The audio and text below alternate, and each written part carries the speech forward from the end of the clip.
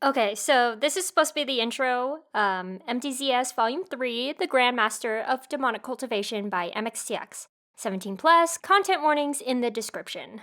What a rushed and barely acceptable start to the episode. Yeah. I just gotta. Okay, so, this one starts out with a scene. This is during the flashback arc, by the way. It starts out with a scene of Zheng Cheng and Wei Ying messing around in Lotus Pier. Them and some other disciples are shooting kites. Typical stuff. But I'm bringing this up because one of the specific disciples' MXTX names is a Liu Shidi. Now, Liu is a pretty common family name, and because Zheng Cheng and Wei Ying are the two highest ranked disciples, everyone is going to be Shudi to them. And this Liu Shidi doesn't really act like Liu Qingge. This one's first mention is how he consistently gets last place in their kite shooting competitions, and he smiles in defeat. Not like Liu Qingge at all. But I bring this up because of the sheer amount of Zheng Cheng x Liu Qingge content I can see. Is this how it started? Personally, I think Liu Qingge would be part of Qinghe Nie sect. He would want to learn the saber techniques if he was in the Modao universe. But it is a good ship, though. Liu Qingge and Zheng Cheng both fill the same role of hater for the main couple. I mean, it is a little bit different because Liu Qingge's hate comes from his hopeless, unrequited love for Shen Jingqiu, and Zheng Cheng's comes from the fact that he can't fathom why anyone would want to be romantically involved with Wei Wuxian. But that's just my opinion. And they're both grumpy, and they're both very asexual coded. Lots of fun to be had with that. There would be a lot of huffing and threats of violence between these two. That's their love language. I don't think Jinling would survive. Oh my god, I need a scene where Zheng Cheng blows up and threatens someone with Zhidian. Cue jealous Liu Qingge you're sparring with other people? Pretty solid crossover ship. Although, if we're talking about MDZS and Scum Villain crossover... Okay, here's my pitch, and y'all can have this one for free. I would love an AU where Baoshan Sanren is actually Su Xian. Hear me out. Su Xian and Tianlin Jun manage to get away, and they go to the mortal realm to hide from Huanhua Palace. They settle in the mountains and eventually take Wei Ying's mom and Xiao Xingchen on as students. They can study with Binghe, who is also with them, and then maybe Binghe descends the mountain during the Sunshot campaign era and meets Shen Yuan, who got transmigrated into some random cannon fodder Wen cultivator, and is just doing his best.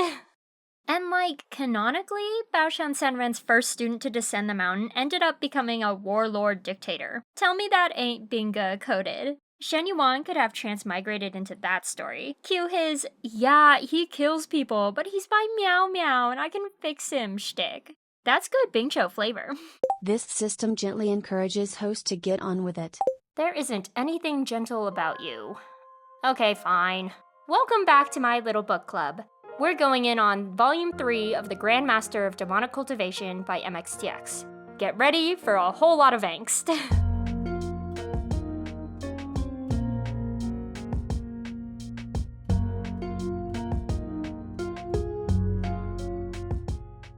Let me introduce y'all to the matriarch of the Jiang clan, Yu Jiyuan. She was an accomplished cultivator out of the Meishu Yu sect. She was extremely proficient with her spiritual whip, Zidian, and earned the title the Purple Spider. She eventually married into the Yunmanjiang sect and became Madame Yu. She and her husband, Jiang Fengmin, had two children, Jiang Yanli and Jiang Cheng, and later they adopted a third child, Wei Ying. Madame Yu is blunt and harsh. Jiang Cheng inherited a lot from her. She, along with her two trusted handmaids / trained assassins, continued to night hunt and extend her infamy as the Purple Spider. Madame Yu doesn't like Wei Ying, and it's mostly Jiang Fengmian's fault. Jiang Fengmian was always weird with Wei Ying's parents, and it caused a lot of insecurity in their marriage. And then, after they died, Jiang Fengmian dedicated a lot of time to finding their son. And then he really blatantly favored Wei Ying over his biological children. And this started a whole lot of rumors that Wei Ying was Jiang Fengmian's bastard child. Madame Yu was not happy. She's pretty harsh towards the disciples, but she has absolutely zero patience for Wei Ying. This never stopped Wei Ying from causing trouble, but he definitely got punished a lot. This scene takes place just about a year after that conference where Wei Ying touched Lan Zhan's ribbon. Tensions with the Wen clan are still going up, somehow. They recently claimed the right to every single night hunt, regardless of sect territories, and none of the other major sects want to be the first to go against them, but all of them are feeling the loss of prey and money from those night hunts. And that's why Zhang Cheng and Wei Ying are just home and messing around shooting kites. Madame Yu scolds them for not doing something more productive. They should be training. The Wen clan has gotten even more bold and has demanded that 20 promising young disciples from each of the other sects be sent to Qishan. And the 20 must include representation from the core sect clan. These aren't like the Gusu lectures. Attendance here is not optional. The Wens have blatantly stated that any refusal will be taken as an act of rebellion, and label the clan, quote, menaces to the cultivation world. The disciples will essentially be held as hostages. As they eat this family dinner, there's an understanding that this might be Zhang Cheng and Wei Ying's last meal for a while. By family dinner, I mean it's the 5 of them. We all know Zhang Cheng and Wei Ying, and now we're more familiar with Madame Yu and Zheng Fengmian, but let's talk about the 5th seat at the table. Let's talk about Jiang Yanli. She's kind and soft, but it doesn't take away from her resilience. Jiang Yanli is the oldest of the siblings, and she takes care of Zheng Cheng and Wei Ying a lot. A few things can't be solved with a bowl of her signature lotus and pork rib soup. I love Jiang Yanli a lot, and I would definitely have been right behind Wei Ying punching Jin Zixuan for his fuck-ass behavior. That boy is fumbling so hard. But don't worry, he eventually figures it out. Jiang Yanli and Wei Ying have this thing they do where Wei Ying pretends he's still 3 years old and Yanli pats him on the head. The dinner ends with Madame Yu storming off, and Jiang Fengmian gives the boys the advice to stick together and remember the Jiang clan motto, attempt the impossible.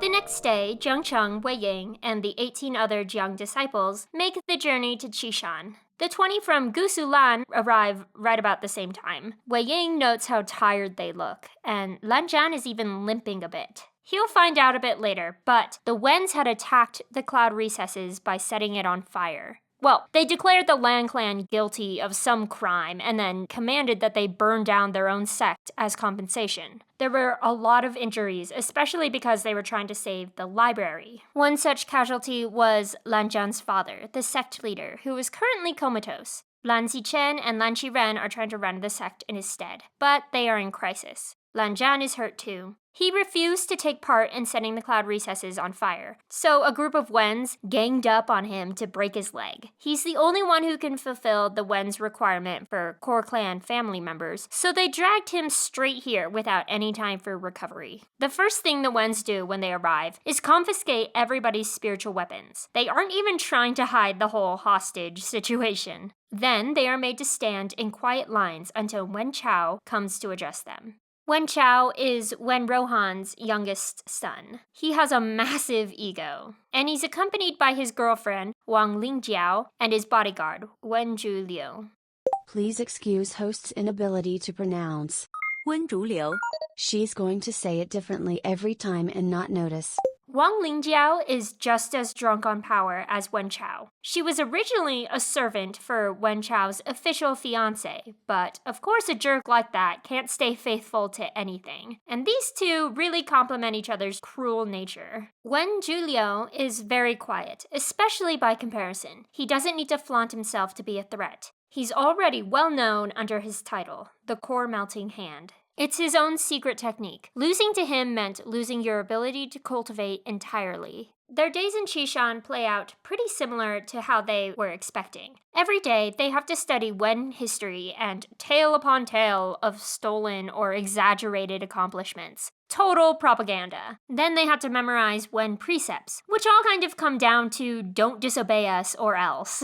Oh my gosh, so I have to mention, there's a scene here in The Untamed that's not in the book. Wen Chao is totally flaunting his power. It was only the first day, and he's already threatening people who don't have the Wen precepts memorized. Wei Ying, of course, volunteers with full confidence. He stands up in front of everyone and starts listing off Gusu Lan sect rules instead. It's a great stick it to the man kind of moment, but his small victory can't last forever. Wen Chao punishes him. They throw him in a cell with just the best demon hound puppet I've ever seen. As someone who got their start in live theater, I love practical effects with all my heart. Yeah, the dog is ugly, it's supposed to be, and yeah, the movements are so clearly animatronic, but I find it so charming.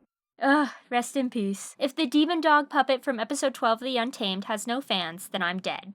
Anyways, they also go on night hunts occasionally. Without their spiritual weapons, of course. The disciples are sent out as bait, forced to battle whatever beast barehanded until Wen Chao can deal the final blow and take all the credit. Madame Yu was right about the Wens starving them as well. Wen Chao jumps at every chance to dish out punishment and insults, but he targets Wei Ying, Jin Zixuan, and Lan Zhan the most. And that's because at the archery competition about a year ago, all of them placed in the top 4, and Wen Chao didn't. Lan Zichen got first place, but he's not here. Honestly, Lan Zhan might have won, but he left early after the whole ribbon incident. Lan Zhan takes all the abuse without even blinking. Never underestimate the Gusu Lan's self-restraint. Wei Ying has years of practice receiving petty criticism from Madame Yu, so he's good. The one struggling the most is Jin Zixuan. He grew up spoiled and isn't used to this. He especially gets annoyed whenever Wen Chao brags about his victories on night hunts. Wei Ying really wants to talk to Lan Zhan, especially after he clocks him limping, but Lan Zhan is avoiding him. Jiang Cheng keeps stopping his approaches too. This is when Wei Ying finds out about the whole cloud recesses burning and Lan Zhan's injury. Okay, I feel like I'm just jumping all over the place, but we have one more new character to introduce, Mian Mian. Her friends call her Mian Mian, but her name is Luo Qingyang. I totally had to look that up. Mian Mian is Mian Mian to me. She came as part of the Lanling Jin group. Wei Ying goes to bother her while she's handing out perfume sachets with medicinal herbs, because she's pretty, and also Lan Zhan is ignoring him. He overhears her friends calling her Mian Mian, and teases her by calling himself Yuan Dao. 绵绵思远道. Unendingly do I long for my faraway husband. Mian Mian longs for Yuan Dao. It takes her a minute to figure it out, but Lan Zhan gets it right away. He's so jealous. How frivolous. Okay, back to the Yao hunt. Wen Chao is making everyone search for some sort of cave in the mountainside. Supposedly, there's a massive beast to kill.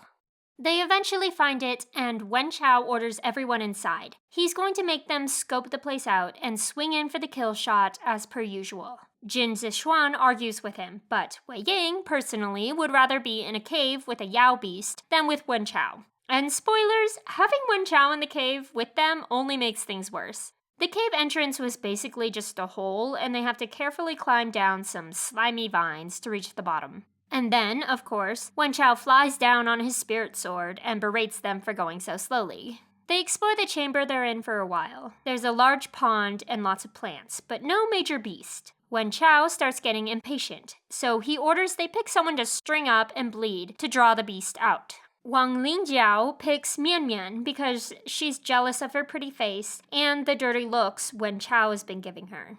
Ew. Mian Mian knows obeying meant certain death and tries to hide in the crowd, but most of the disciples are avoiding her. Only 2 people refuse to back down, Lan Zhan and Jin Zixuan. Wei Ying would definitely be up there too, but Jiang Cheng has him locked down. Wen Chao tells them to step aside. They refuse. Wen Chao orders that if they don't tie Mian Mian down to be used as a sacrifice, then none of them would be allowed to return home. This actually scares them a lot.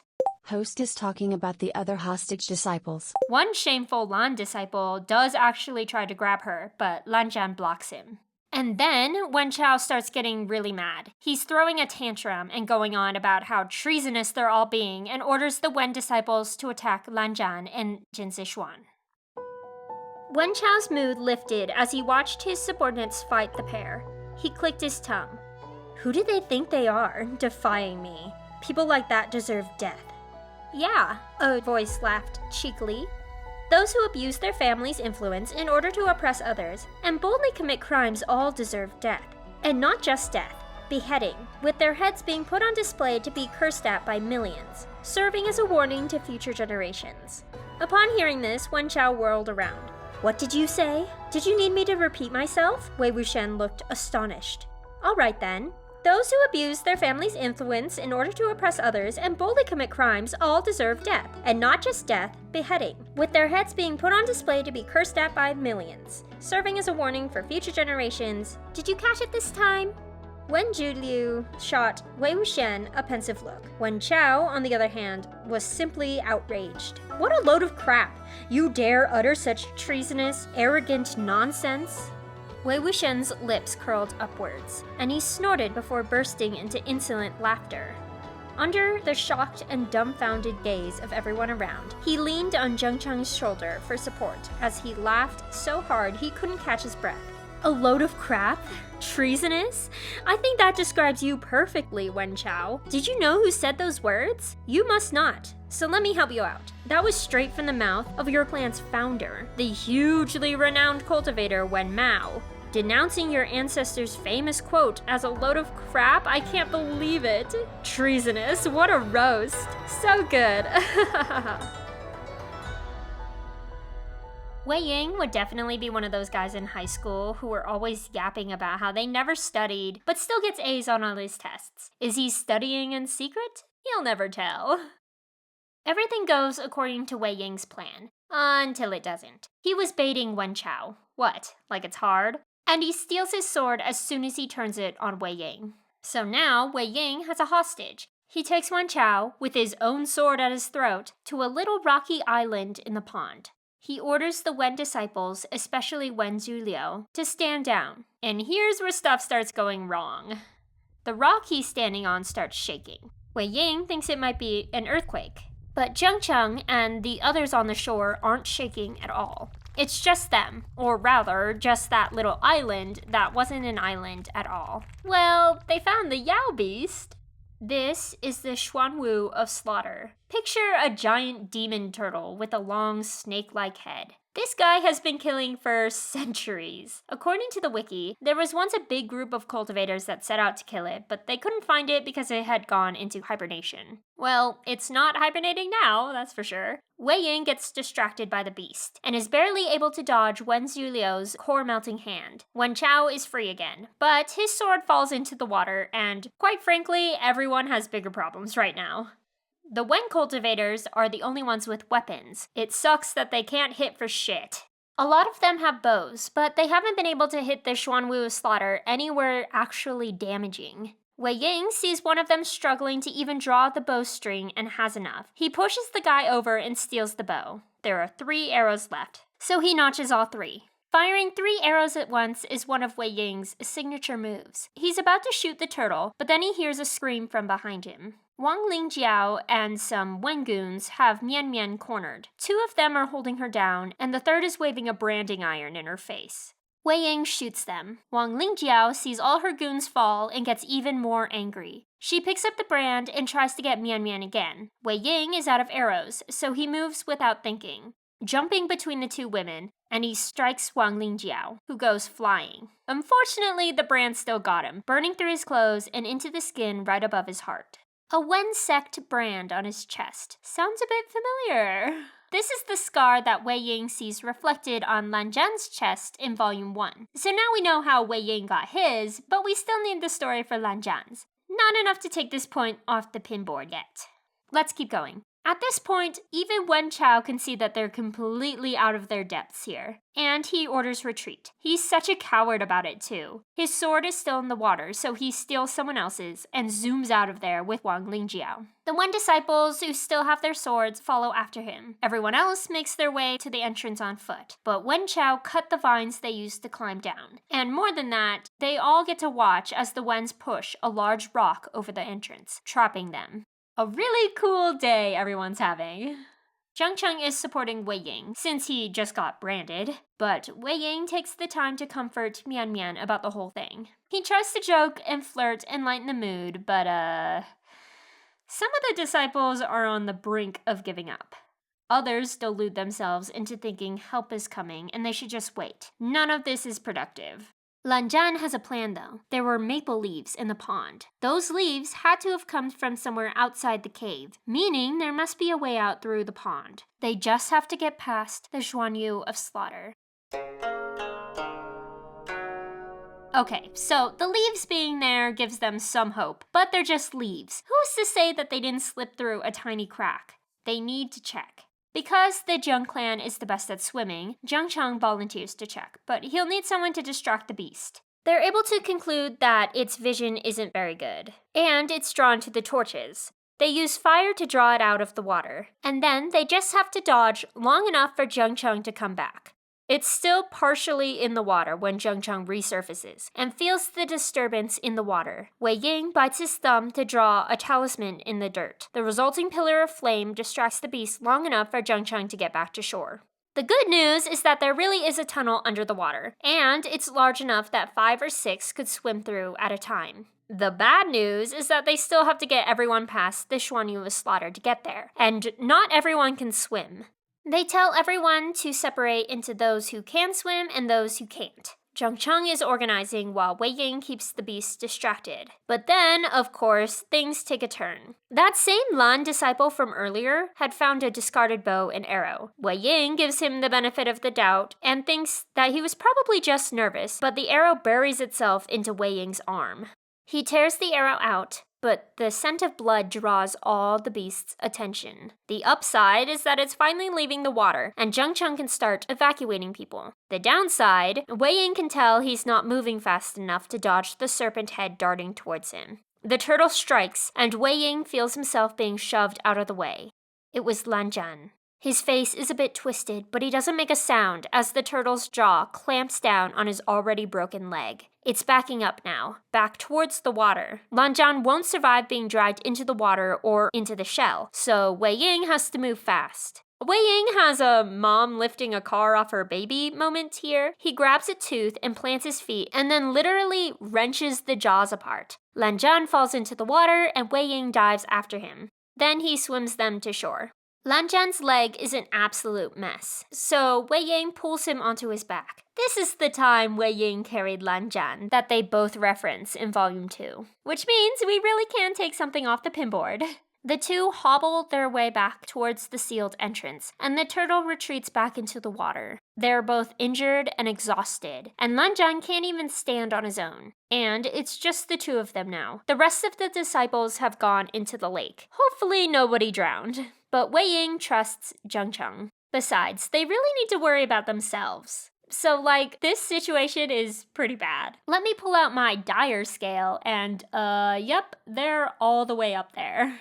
But also, at the same time, this scene is chock full of moments for Wangxian Nation. Oh my god, there's so much. So, we got Wei Ying carrying Lan Zhan, but then they set up a little camp. Wei Ying lays Lan Zhan down and takes a good look at his leg. It's really bad. Wei Ying finds a stick, but needs something to tie a makeshift splint. He takes Lan Zhan's forehead ribbon, and Lan Zhan lets him? And there's so much more. So, it's a total trope of the genre that people are coughing up blood all the time. Get mad, cough up blood. Get embarrassed, cough up blood. Get injured anywhere? Well, you gotta cough that blood up. It'll help you recover. Wei Ying can see that, for whatever reason, Lan Zhan is holding himself back from coughing it up. So Wei Ying will just have to make him. And it's a phenomenal plan, too. He's like, okay, Lan Zhan, we're both soaked, so let's strip, to dry off. Oh, you're shy? Well, then I'll start. And then he starts taking his clothes off. And it works. Lan Zhan throws up a ton of bad blood. It used to be mad love. Take a look what you've done, because now we got bad blood. Wei Ying remembers the sachet Mian Mian gave him and uses the medicinal herbs inside to try and keep infection out of Lan Zhan's leg. A cute little nursing scene. Lan Zhan even takes some to rub on the brand on Wei Ying's chest. Mutual nursing scene. Lan Zhan scolds him for his recklessness, but Wei Ying defends himself saying a brand on a woman's face would ruin her. But a brand on a man's chest is not so bad. Plus, now he has evidence that he selflessly protected a pretty girl, and that pretty girl will never forget him. Lan Zhan is not a fan of that. He glares at him and hits him so hard that Wei Ying feels like he's committed some great crime. Okay, so I have to mention this. Wei Ying's like, what great grudge do you have against me? And in the footnotes, it says he's referencing the 4 great grudges / hatreds of ancient times, which are, you killed my father, you stole my wife, you annihilated my country, and you slaughtered my clan. Like, is it just me, or do some of those sound way worse than the others? Now, obviously, Lanjian is jealous. Wei Ying is so proud of flirting with women and it pisses him off. But Wei Ying's not gonna get it for a while. So instead, he's like, "Oh, Lanjian, could it be that you like Mian Mian?" Missed so bad, he wasn't even facing the target. This scene in The Untamed is so funny. Yibo makes a face like, "What the fuck, you dumb bitch? You like Mian Mian" is a big meme in the fandom. Lanjian insults him using clever literary references, and Wei Ying always has a snappy comeback. I get it, Lanjian, that's pretty hot.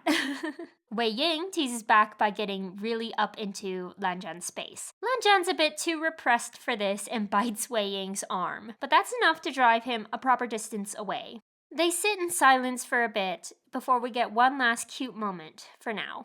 Lanjian says, "Thank you," and it catches Wei Ying off guard. So, Lanjian says it again. He saved his life after all, but Wei Ying is not used to this kind of reverence, and it's embarrassing. "Oh, Lanjian, between us, there's no need for words like sorry or thanks." And then they start talking business. If they assume that everyone else made it out, then all the disciples would probably be making their ways home right now. If that's the case, they can count on at least Yun Mingjiang and Gusu Lan being invested in rescuing them. But even in the best case scenario, they probably won't see any help for at least 3 days. They still have to survive. Wei Ying brings up that Gusu is a little bit closer than Yunmeng, so Lanjian's clan will probably make it back first, and Lanjian has a very vulnerable moment. Aha! I lied! This is the last cute moment for this scene. Lanjian tells him about the cloud recesses burning down, about how his father is unconscious and his brother is missing, and Wei Ying sees him shed tears for the first time.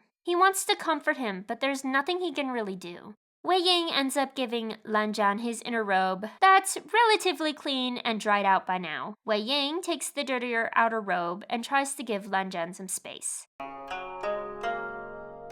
Over the next few days, the Xuan Yu has been picking up all the fallen disciples and eating them in his shell. Wei Ying and Lanjian have been subtly collecting all the weapons scattered about. They tried to find the underwater tunnel while the beast was busy eating, but they couldn't find it. The beast must be blocking it with his body. Wei Ying tried to lure it onto shore again, but it ignored him. Their best bet is to wait for now. But it's been 4 days at this point. Their bodies are going to give out soon without food. Lanjian takes the strings off a bunch of bows and ties them into a makeshift instrument. Lanjian drags his hand across the strings and forms a blade made of sound and chi, chord assassination. Okay, the book calls it the killing chord, but I like chord assassination better. I gotta be honest, I don't like the translations the book uses for a lot of stuff, but there are so many adaptations, so I have a lot of options. It's getting to the point where they won't be able to wait any longer, so it's time to come up with a new plan. Rather than sit and wait for death, it is better to fight with all they have. They have to defeat the Xuan Yu with slaughter.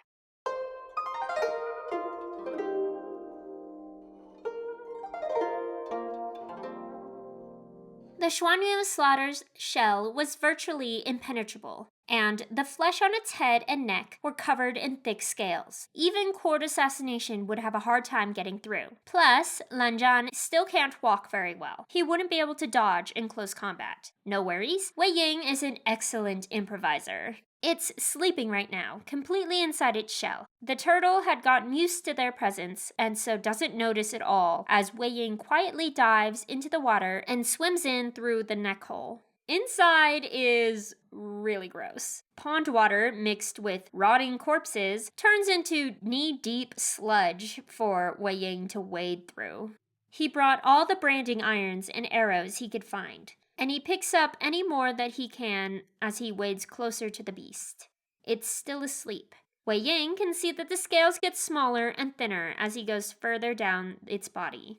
At one point, Wei Ying trips over something. It's a sword. The blade is completely dull, but also pitch black, and the second Wei Ying touches it, there are a million voices screaming in his head. The Xuanwu of slaughter has been killing for the last 400 years. That's a lot of souls and resentment, and a lot of that had been absorbed into this blade. And when Wei Ying can snap out of it and drop the sword, he's greeted by the Xuanyu's glowing eyes. It's definitely not asleep anymore. Time to start fighting. Step 1. Wei Ying has all the branding irons bundled together. The second it moves to eat him, he jams the entire lot, upright, inside its mouth. Without the ability to bite, it starts thrashing around. Wei Ying moves to step 2. Take the arrows in bunches of 3 to 4 and stab them into the fleshy part of its neck. The Xuanyu is thrashing harder now. The sludge threatens to swallow Wei Ying, and it started bending the iron brands in its mouth. The entire shell is tilting, and Wei Ying feels himself being sucked into the Xuanyu's mouth with the current. He blindly reaches around for anything he can use to help himself, or even just to hold on to, and is able to find that cursed sword again. Anything that fell into the Xuanwu's stomach would surely be dissolved, including Wei Ying, so better not. The irons are collapsing, so Wei Ying jams the sword in there and just hangs on for dear life. We'll check back on him later. At this point, the Xuanwu has gotten the idea that its shell is not safe, and is shoving its head out as much as possible, all while trying to shake the sharp stuff out of its mouth. It's pushing out far enough that Lan Zhan can see the softer flesh. Nice. Step 3, profit. Lan Zhan hits it with a cord assassination. It's very effective, but not enough to kill. Also, Lan Zhan doesn't have the qi supply to finish it off this way. This is where it gets wacky and grosser, somehow. Lan Zhan jumps onto the beast's neck and manages to get the augmented bow in a good position, sharpens the strings with qi, and then goes to town, literally hacksawing through it. And then it's just brute strength, crazy balance, and a whole lot of time. Like, seriously, it takes 6 hours for Lan Zhan to saw through the neck. And Wei Ying has been hanging on in its mouth the entire time. By the time the head falls into the water, its mouth is basically closed. The sword had bent just like the branding irons, but it had pierced through at the top and bottom, leaving just enough room for Wei Ying to curl his body around it and not get swallowed. But it's been 6 fucking hours, and he was hanging on to the resentment sword the whole time. Wei Ying passed out. Lan Zhan fishes him out and drags him to shore, and the sword falls into the water. Later, Wei Ying will admit that he wanted to study the metal, and even later, he will return to use it in the creation of the Yin Tiger Tally. But it's not time for all of that now. Wei Ying comes back too, abruptly, like he's waking up from a nightmare, and Lan Zhan fills him in. The Xuanwu of slaughter is finally dead. They take a few minutes to catch their breath before they dive back into the water. Time to get out of here. Only... oh my god, you guys. I forgot how shitty this whole situation is for these two. At some point, while thrashing around, the turtle had collapsed the underwater tunnel. There was no exit. They killed it, but they still have no choice but to wait for rescue. And on top of that, the disappointment is the last straw, and Wei Ying collapses. He's burning up with fever. They don't have any herbs left, so Lan Zhan lets him rest his head on his lap, and they wait. And wait. 2 days later, Wei Ying, still nearly delirious with fever, is so completely bored. He asks Lan Zhan to sing for him, and is surprised when Lan Zhan agrees. The song is calming and a bit sad in Lan Zhan's humming baritone. Wei Ying asks him what it's called, but just as Lan Zhan mumbles out the name, Wei Ying is asleep again. He never heard the name. Wang Xian. The song's name is Wang Xian. Lan Zhan wrote it. He named it that because the song is full of pining and love. And he figured out he was in love with Wei Ying and he wrote a song about it. And then he just sang the song for him. Just him. Which is why, in like 20 years, when Lan Zhan sees Mo Xuanyu playing the song for Wen Ning, he knows immediately that it's actually Wei Ying. Because no one but Wei Ying would know the song. And Lan Wenji knows his love has returned to him. But Wei Wuxian doesn't remember how he knows the song. Which is also why Lan Zhan keeps giving him shit about his bad memory in the real-time arc. Oh my god, sorry. All of that just came out. Would it have been better to reveal all of that when Wei Ying finally figures it out? I don't know, man. Maybe. But, I don't know if I'd be able to hold it in that long. Wei Ying is a bit slow. The Wang Xian song is like my favorite part of Wang Xian's relationship. My alarm is Wang Xian from the Donghua. And okay, so my ringtone is the Scum Villain Donghua opening because it slaps. But I have a custom ringtone for my one friend that I got into Moda with in the first place, and that's Wang Xian from the audio drama. And honestly, she's the only one who calls me on a regular basis, so I hear that ringtone a lot. Also, I learned how to play Wang Xian from the Untamed on the piano. That one's actually called Wuji instead of Wang Xian, but it's still their names smashed together. The Untamed just likes to be different. And you know, when I say that all together, I feel a little crazy and obsessed, especially for a series that isn't my main.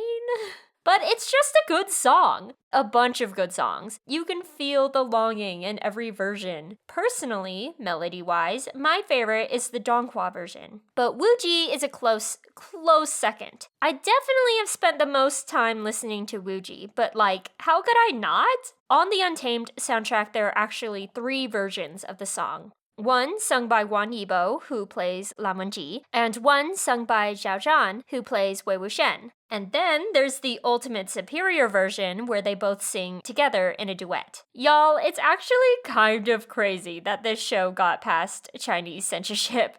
Not that I'm complaining. Like, shows with uncensored penetration have felt less gay than The Untamed. It might be August, but it's still summer, so close enough. Happy Pride, everybody!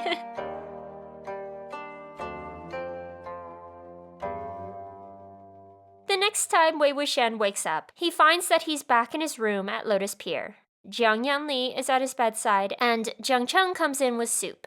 Lan Zhan had gone back to the cloud recesses. His father passed away, and his brother is still missing. It's become clear that Lan Zichen is hiding away with all the tomes and scrolls they managed to save from the library fire, and he's staying hidden to keep the Wens away. You know, maybe MXTX put so many Wang Xian crumbs in the last chapter because she knew we wouldn't be getting any more for a minute. This next chunk is all about the Jiang clan. He was stuck in that cave for 7 days. During that time, Zheng Cheng had sent all the disciples off towards their homes and then rushed back to Lotus Pier. He came back as quickly as possible with the rescue team, but it still took them a considerable amount of time to find the cave entrance that Wen Chao buried. Wen Chao has been spreading the news about how he single-handedly slayed the Xuanwu of slaughter. Wei Ying tells the Jiangs that victory belongs to Lan Zhan. And they're all like, that's funny, because Lan Zhan gave you all the credit. So Wei Ying settles for sharing the victory. The Wen hostage labor camp has been officially disbanded, but they still refuse to return any of the disciples' swords. Tensions are still rising. They try to keep a low profile while Wei Ying recovers, but he's gotten bored. He can't even join in shooting kites, and I don't really know if that's a good or bad thing, because one day, a bunch of disciples come running back from playing with kites saying that Liu Shidi had been kidnapped. And that's all the warning they get. Wang Lingjiao, guarded by Wen Juliu, show up at Lotus Pier, and it just so happens to be right after Jiang Fengmian left. He and Madame Yu had been fighting a lot, and now he isn't there. Oh my god, this scene is equal parts tense and frustrating.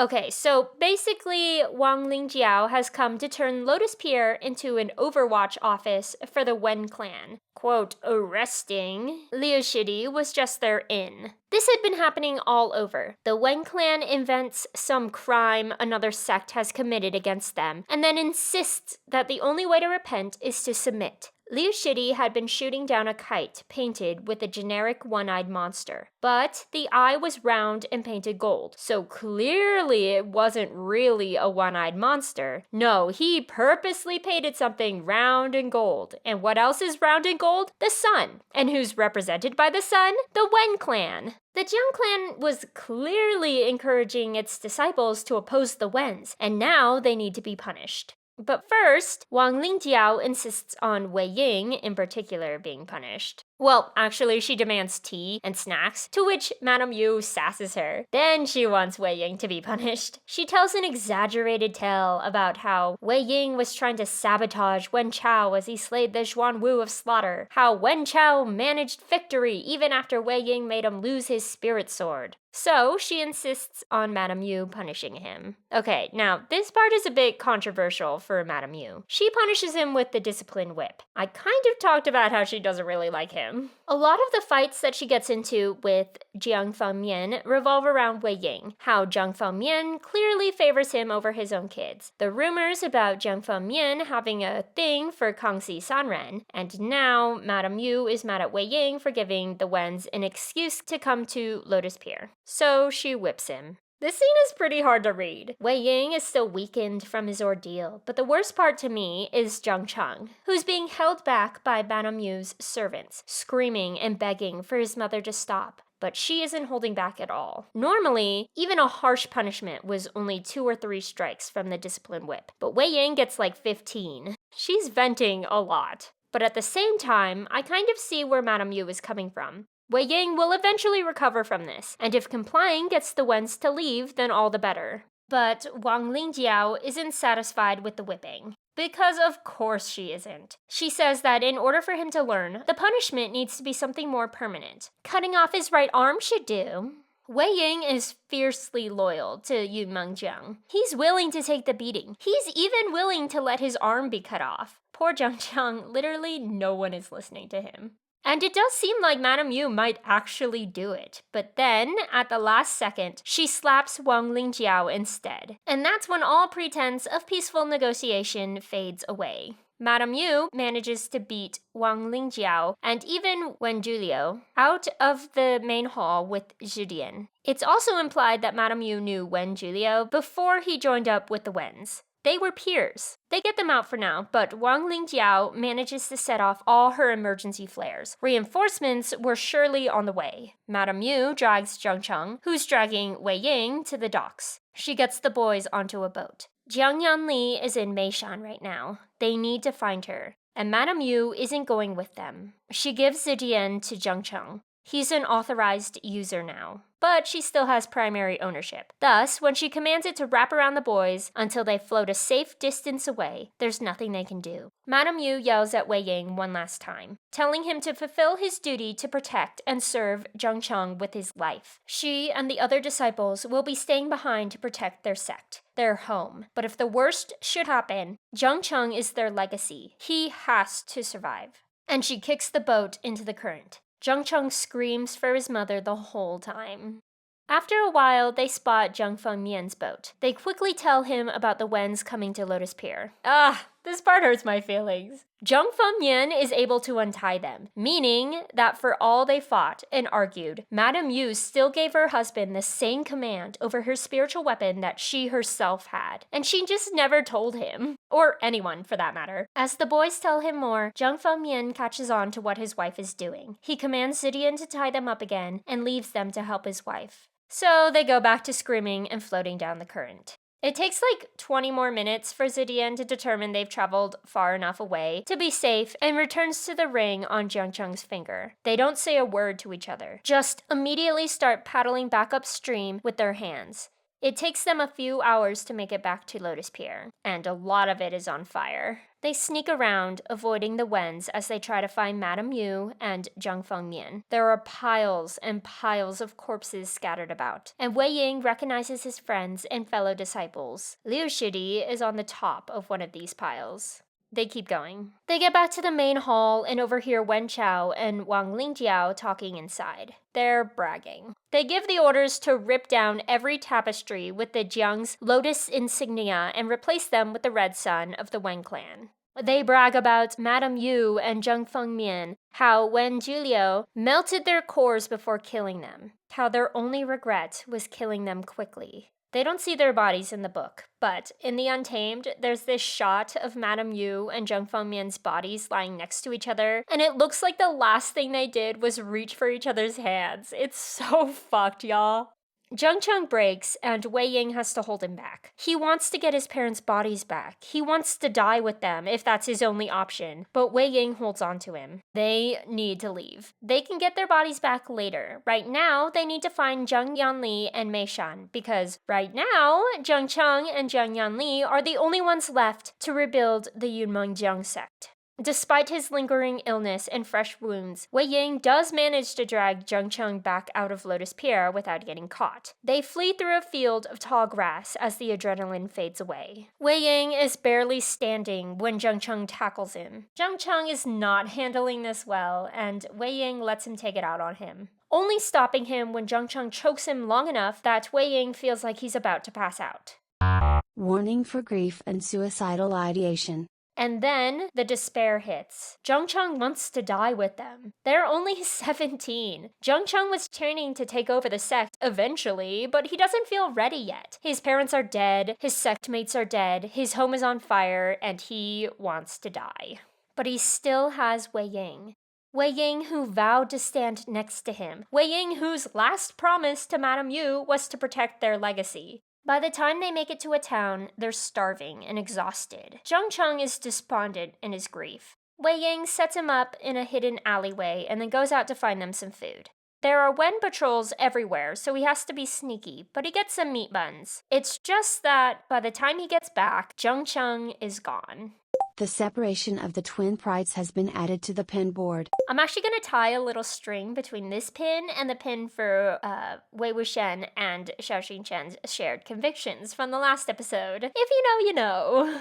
Wei Ying looks around for a bit just to be sure, but come on. There's only one place Zheng Cheng could have gone. So Wei Ying pounds the meat buns for energy and then runs all the way back to Lotus Pier.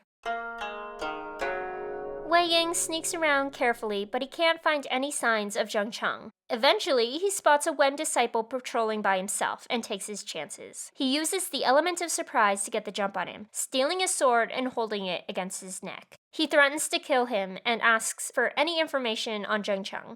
And then the Wen disciple calls his name. Apparently, they know each other. Wei Ying initially thinks it must be a trick, but then the Wen disciple brings up the Wen Symposium and Wei Ying remembers. Okay, there's a mini flashback here. Back to that archery contest where Wei Ying touched Lan Zhan's ribbon the first time. Wei Ying had stumbled across a Wen disciple practicing his archery away from everyone else. And he was really good. But when Wei Ying stepped out to compliment him, he ran away. Later, Wei Ying saw a bunch of Wen disciples arguing over who was going to compete in the actual tournament. And he saw the guy from earlier volunteer. The other Wens just laughed at him.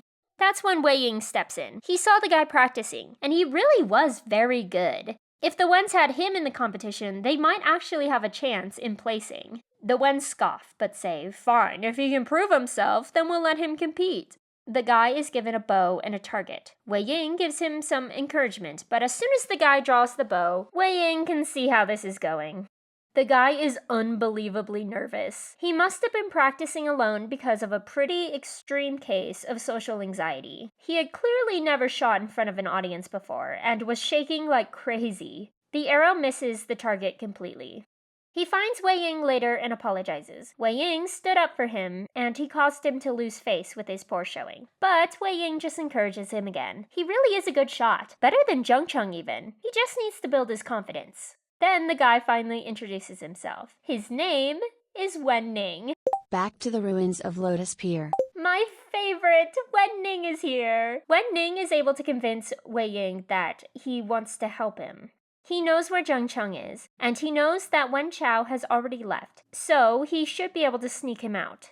Wei Ying asks about Madame Yu and Zhang Fengmian's bodies, and Wen Ning promises to help there too. So, Wei Ying lets him go and waits for him to return. Wen Ning takes a long time, and it makes Wei Ying worry that he might have been tricked. But then he's back and carrying Zheng Cheng with him. Zheng Cheng looks bad. He's bleeding a lot and has the distinct marks of the discipline whip all over his body. Wen Ning tells him that his aunt and uncle's bodies are being sent somewhere safe. So they just need to get out of here. Wei Ying decides to trust Wen Ning for now, because of how true to his word he'd been so far. Wen Ning says he has somewhere safe they can go to lay low and recover. Wei Ying picks up Zheng Cheng and follows him.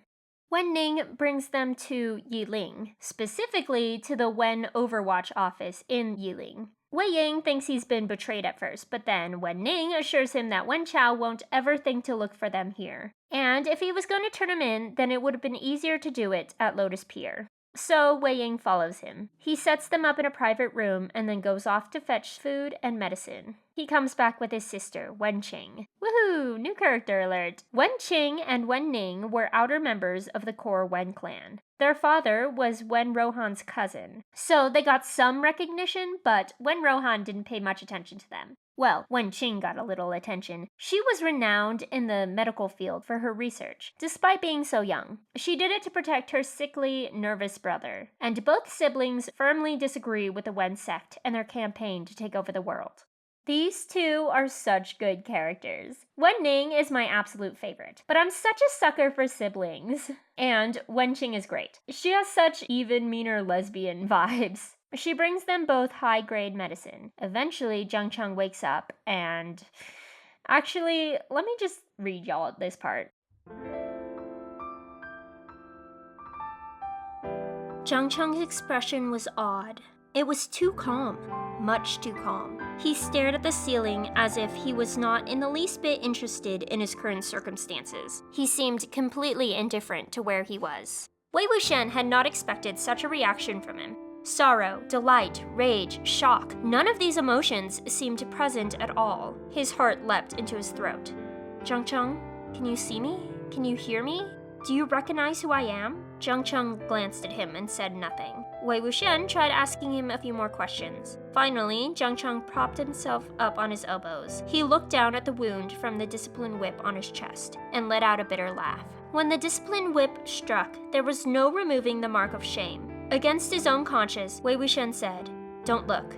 We'll find a way to get rid of it." Zhang Cheng struck a palm at him. The strike was so weak and feeble that Wei Wuxian didn't even sway. "Hit me all you want, as long as it makes you feel better." "Did you feel it?" Zhang Cheng asked. Wei Wuxian was momentarily taken aback. "What? Feel what?" "My spiritual power. Did you feel it?" Zhang Cheng pressed him. "What spiritual power?" Wei Wuxian asked. "You didn't use any spiritual power at all." "I did." What exactly? What did you say?" Zhang Cheng repeated himself word for word. "I said, I used it. I used all my spiritual power, and then some for that strike. I'm asking you, did you feel it?" Wei Wuxian stared at him, falling quiet. After a moment he said, "Try hitting me again." "Forget it," Zhang Cheng told him. "No matter how many times I hit you, the result will be the same. Wei Wuxian, do you know why the core melting hand is called that?" Wei Wuxian's heart sank. "Because his hands can dissolve golden cores and render victims unable to form new ones," Zhang Cheng continued. "Their spiritual power will dissipate, reducing them to nothing more than ordinary humans. And an ordinary human in a cultivation clan is good for nothing. They can only live out the rest of their common lives, abandoning all dreams of ever ascending higher." Wen Zhuliu dissolved Mom and Father's golden cores. Once they lost the ability to fight back, he killed them. Zhang Cheng's golden core had been shattered, and with it his cultivation, self-esteem, and all hope for revenge. Wen Qing ends up knocking Zhang Cheng out for a few days so he can recover, and Wei Ying takes the time to process and think. A few more days of recovery, and Wen Qing urges them to move on. It's only getting riskier the longer they stay here, so Wei Ying and Zhang Cheng leave. Zhang Cheng is ultra depressed. Now he really wants to die. Without his cultivation, there's no way for him to fulfill his parents' dying wish to revive Yunmanjiang sect, so he might as well just die. And then Wei Ying hits him with the, "Oh really? And all this time I thought you wanted your golden core back." It might be impossible for a cultivator to grow a new golden core after it's been melted, especially now that they're mortal, so they just need to find someone immortal. And lucky for them, Wei Ying has a connection to the only immortal around. He tells Zhang Cheng that he has no memories of Baoshan Sanren, but he distinctly remembers being made to repeat the directions to her mountain until he memorized it. He's taking Zhang Cheng there. The immortal has strict rules. Zhang Cheng will need to climb the mountain by himself, and he must never remove the blindfold no matter what. If anyone asks, he must absolutely insist that he is Wei Wuxian, son of Kangxi Sanren. And so Zhang Cheng goes. Wei Ying had promised to wait for Zhang Cheng and Yiling. It's been 7 days since Zhang Cheng started climbing the mountain. Wei Ying is exhausted. His body hurts all over, and his heart aches with everything that had occurred. Maybe it's because of all that he doesn't notice the hooded figures around him until it's too late. He's unable to escape arrest and is brought to Wen Chao. Wei Ying is really at the end of his rope here. He gets Wen Chao to spill the details about how Wen Zhuliu melted Madame Yu's, Zhang Fengmian's, and now Jiang Cheng's golden cores. Wei Ying dares them to melt his too. Jiang Cheng, as the heir to the Jiang sect, had been going through purification rituals ever since he was young, so that, no matter what, his soul could never gain enough resentment to turn fierce. But Wei Ying did not, and he dares them to kill him, to torture him, to give him as much resentment as possible so that he can come back and haunt the fuck out of them. And this actually rattles Wen Chao a lot, but he does actually come up with a punishment for Wei Ying. Wen Chao orders Wen Zhuliu to drag him onto his sword, and Wei Ying is taken to a mountain range outside of Yiling. Even from their swords, pretty high above the mountain, and despite the fact that it's still daylight, there's an immense amount of resentment here. This place is known as the Burial Mounds, an ancient battleground with so many corpses there wasn't a single square inch one could dig without finding one. Not that anyone was testing that. The place was so dense with resentment that the Wen clan gave up on cleansing it and just closed it off completely. Everyone who entered there would surely die. And Wen Chao explains all of that to Wei Ying as he holds him by the hair, before pushing him in. And that's the end of the chapter. Let's just take a breather, huh? Damn, that is so angsty. My friends and I went to a lake and rented a paddleboard this last weekend while I was rereading this arc, and I kept making jokes like, I bet this is what Wei Ying and Jiang Cheng felt like. Let's go see Lotus Pier burn down. Too soon, host. Just trying to lighten the mood. That arc is so rough, but don't worry. This book is going to hurt your feelings even more, I promise.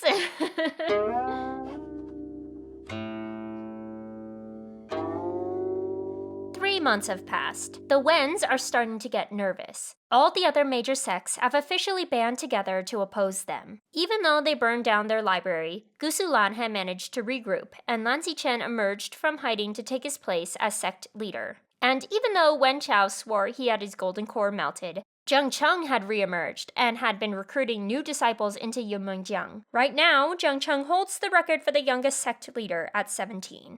And then, Nia Mingjue and his men had managed to kill Wen Rohan's oldest son, Wen Zhu. The tides were turning, and Wang Lingjiao had been getting nervous. Honestly, mostly because of her relationship with Wen Chao. Everyone knows that he rarely keeps any girls around for more than 6 months, and they've been doing their thing for longer than that at this point. She knew his reputation, but she didn't care back then. Plus, she really felt special with all the titles and such he kept giving her. But now that he was growing bored and distant, it didn't help that she was having nightmares on top of all of it. They threw Wei Ying into the burial mounds, and she thought that that would be the end of it. But there were all the threats of hauntings that he kept making. And Wen Chao assured her that no soul could escape the burial mounds, and yet there he was, in her dreams every night, coming back for vengeance.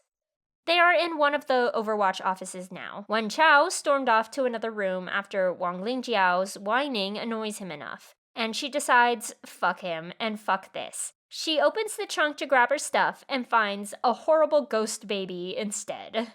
Take the ghost baby as a warning, these two are about to die pretty horrible deaths. Wang Lingjiao grabs one of the talismans hanging outside and sticks it to her chest. This, and every Overwatch office, is covered in these talismans to repel spirits. A pretty good plan. Except she doesn't know, but somebody came through and replaced every talisman with spirit attraction charms. What an interesting invention, currently brand new to the cultivation scene. Wen Chao can hear Wang Lingjiao screaming from the next room over. He starts shouting for someone else to deal with her, except no one else seems to be around. This is his first indication that something is really wrong. His second is when Wang Lingjiao bursts into the room and shoves a wooden stool leg down her own throat. Cut to the woods outside the office some hours later. Jiang Cheng meets up with Lan Zhan. These two have a bit of a weird relationship. Both of them were close to Wei Ying, but he's been missing for 3 months. This is like that time I was in high school and I planned to go to an amusement park with my best friend and her boyfriend, but then my best friend bailed at the last minute to go horseback riding, but me and her boyfriend were already at the park with our tickets, so I went on a really weird date with my best friend's boyfriend. Pretty much just like that. But they still work pretty well together. About 2 months ago, these two, plus Lan Zijian, teamed up to storm the Wen discipline office, and they managed to get everyone's swords back. And now they have it on good authority that Wen Chao is here. It's eerily quiet. Too quiet. The talismans on the gate aren't broken, but they are changed. The two of them enter and find a massacre. Wen bodies scattered everywhere. All of them were killed in different ways. Some even look like they were scared to death. It's not going to happen for a few decades, but this looks a whole lot like the massacre of the Yueyang Chang clan. They make their way to the residential side of the office and find Wang Lingjiao's body.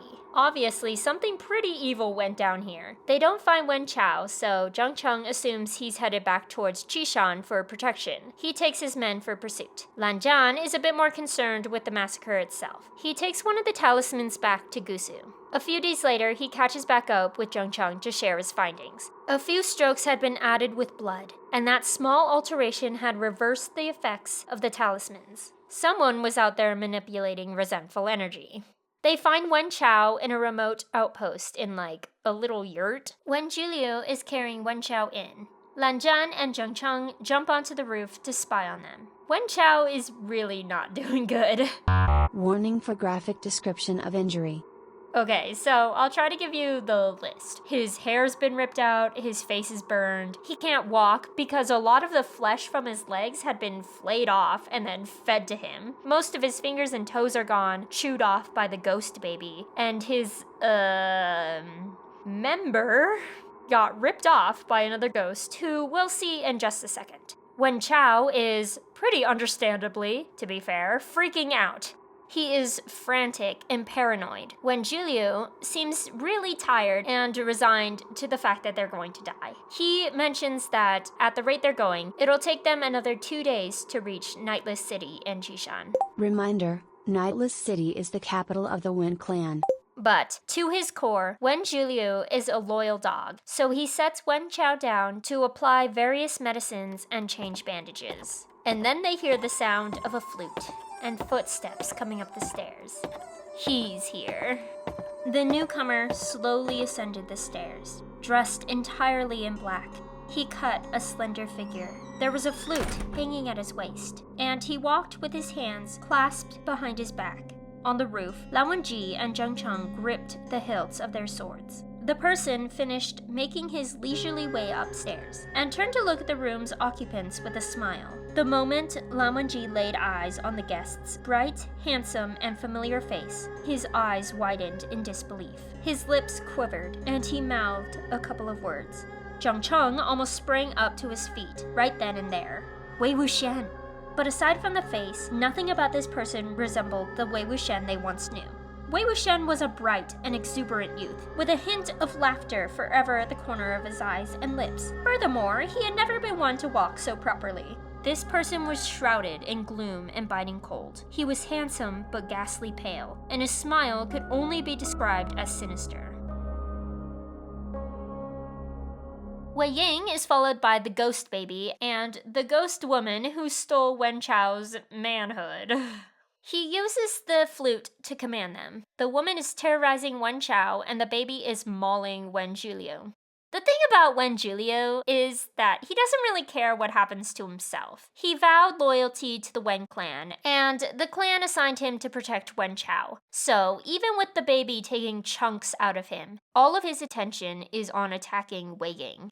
He lunges at Wei Ying with his core-melting hand, and, at the same time, Lan Zhan breaks through the roof to jump into the fray. They all make quick work of them. Wen Chao passed out pretty quickly, and Zhang Cheng traps Wen Zhuliu with Zidian. And now it's reunion time! Woohoo! I'll start off with the happy stuff. Lan Zhan and Zhang Cheng are both really happy and relieved to see Wei Ying. And vice versa. Wei Ying gets a bit of his happy-go-lucky vibe back when he sees them.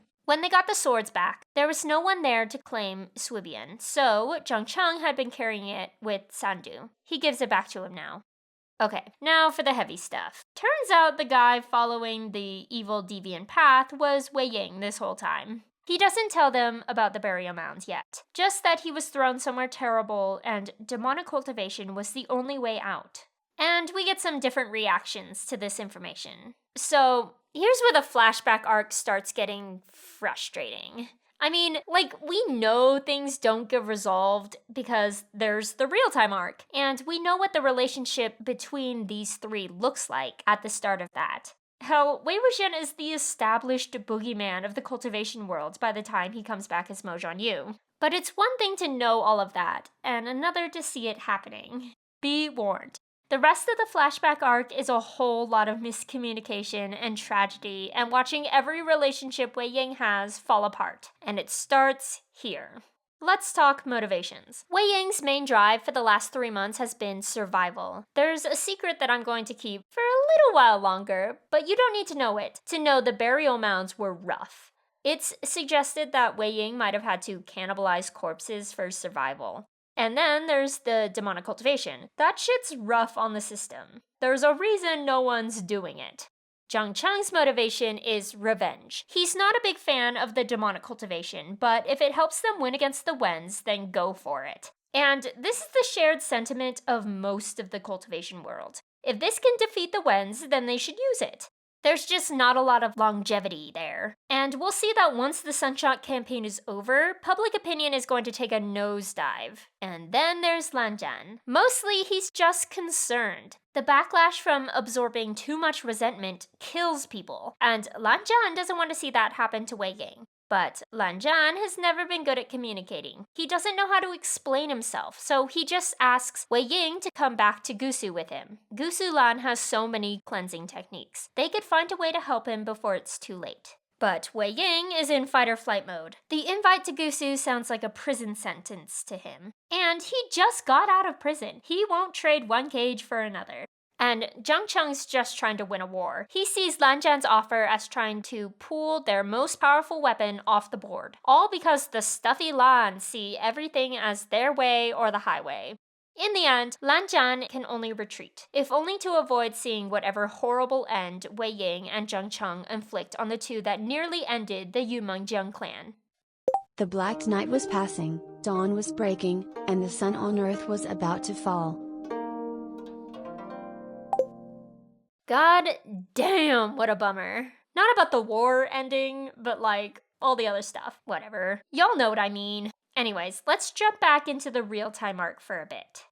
Wei Wuxian wakes up in the cloud recesses. It actually seems like he was having a bit of a nightmare about all this shit we just read and wakes up yelling, "Please take me back to Gusu with you!" Good thing they're already there. It's been a few days since he got stabbed at Carp Tower, and here's where Wei Wuxian makes that remark about his old body being super resilient, shoving his organs back in and all that. I just got the order wrong, and really gaslit myself in the last one, huh? Maybe host should actually read the books she claims to be obsessed with. First, rude. Also, what do you think I'm doing right now? Damn. Wei Wuxian is still injured, but he's recovered enough to move around. Oh my god, it's actually really sad. Wei Wuxian reflects that this is the first time in a long time he's had someone sitting at his bedside while he recovered. The last time was probably after the Xuanwu of Slaughter. They get dressed and meet up with Lan Zichen, who helped Lan Wenji smuggle Wei Wuxian into the cloud recesses. They have to talk about Jing Guanyao. It's a tough situation. Lan Zichen trusts his brother, and he trusts that Lan Wenji fully trusts Wei Wuxian's word. But Lan Zichen needs something more tangible than word of mouth, especially if it means he'll have to turn on his best friend. Lan Zichen has watched Jing Guanyao for a really long time. He's seen his kindness and sincerity. He's seen how much the world has tried to keep Jing Guanyao down for no reason other than his mother's profession, and it's not fair. Jing Guanyao never deserved it. And Jing Guanyao had been there for Lan Zichen too. They got through the Sunshot campaign together. They got through the death of Nia Mingjue together. It's pretty world-shattering to think that Jing Guanyao had anything to do with Nia Mingjue's death, let alone orchestrated the entire thing. So Wei Wuxian tries to provide as much information he got from empathy as possible. The secret lies in the song. Clarity is a Lan sect secret. Wei Wuxian only knows it from the vision, and Jin Guangyao only knew it because Lan Xichen personally taught him. It's just that what Wei Wuxian plays has a few incorrect notes. Wei Wuxian insists that what he played is exactly what he heard Jin Guangyao play for Ni Mingjue, and they have their lead. It's nighttime right now, after the Lan curfew, so it's not hard for them to make it to the library pavilion without being spotted. The pavilion had been burnt down once upon a time, but you wouldn't know it from how nicely they rebuilt it, right down to the magnolia tree out front. Lan Xichen leads them to a secret chamber. The entrance is under a rug. This is the room of forbidden books. They sort all the scores into 3 even piles and start comparing them to the transcript Lan Wenzhi took of the modified version of Clarity that Wei Wuxian gave them. And they do this all night. Wei Wuxian's going cross-eyed and wants to take a break when Lan Wenzhi finds something. Or rather finds the lack of something. One of the books has a page ripped out. The book is in the forbidden section because it contains a collection of scores that, when imbued with spiritual power, were designed to disturb the primordial spirit and even kill a man outright. This is it. Jin Guangyao took the score and fused it with Clarity, and then, when playing for Ni Mingjue, put all his spiritual energy into the edited portion. Honestly, a few notes like this wouldn't be enough to kill anyone, but a few notes, consistently over months, would be like poison.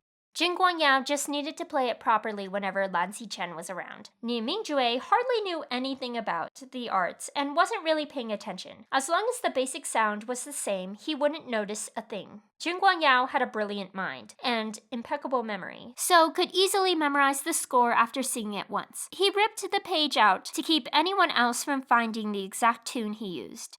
Everything was meticulously calculated. Lan Xichen is hanging on to denial with everything. He never showed Jin Guangyao the forbidden room, but, come on. Jiggy was a spy in the Wen army and gave out all their plans right from under Wen Rohan's nose. He could find a door under a rug. The only thing left is to test it. Then it would be proof. Lan Xichen volunteers to test it on himself. Lan Wenzhi protests, but Lan Xichen kind of needs to do this for his own sanity. Pretty ironic. You know, this is how I know you've never loved anyone before. This system is offended. Lan Wenzhi gets the memo and relents. Also, he leaves to go talk to Lan Qiren, leaving Lan Xichen to escort Wei Wuxian. Lan Xichen's feeling pretty raw and vulnerable and decides to tell Wei Wuxian some family secrets. Maybe decided isn't the right word. They're walking and Lan Xichen points at a house, or rather, the prison that their mother lived in. Time for a family history lesson. Lan Wenzhi and Lan Xichen's father was known to be a bit of a recluse. He was the sect leader in title, but he spent pretty much all his time in seclusion. Everyone knew that Lan Qiren was really the one running things. But it wasn't always like that. Back in the day, he was out on a night hunt and encountered a woman and fell in love at first sight. Gusu Lan is full of romantics. But she didn't reciprocate, and then a bunch of other stuff happened, and she ended up killing one of his mentors. That's a serious crime, and sect leader Lan was conflicted. He still loved her, and so he went against his sect and married her, and confined her to the hut. Then, both out of guilt for his dead mentor and the guilt for trapping his love, he secluded himself as well. Lan Xichen has no idea why his mother killed the Lan elder, and he doesn't want to know. All he knows is that she lived here and she loved them. They were only allowed to visit her once a month, and both he and Lan Wenzhi really looked forward to those days. And then, when Lan Wenzhi was 6, she died, and they were told not to come back. Lan Xichen was old enough to understand, but Lan Wenzhi was not. He would come back every month and wait the entire day for the doors to open. They never did. Even after Lan Wenzhi came to understand, he still waited. That's just how Wenzhi is and always has been. Lan Xichen plays a mournful tune on his xiao before apologizing. Playing music late at night is prohibited in the cloud recesses. Lan Xichen got a bit carried away, so he steers the conversation towards Lan Wenzhi and Wei Wuxian. Wei Wuxian is like, don't worry, I can keep a secret, and I won't ask Lan Wenzhi to tell me anything. And Lan Xichen's like, well, actually, you might need to talk to Lan Wenzhi to tell you some stuff. After all, he's never been one to speak his mind.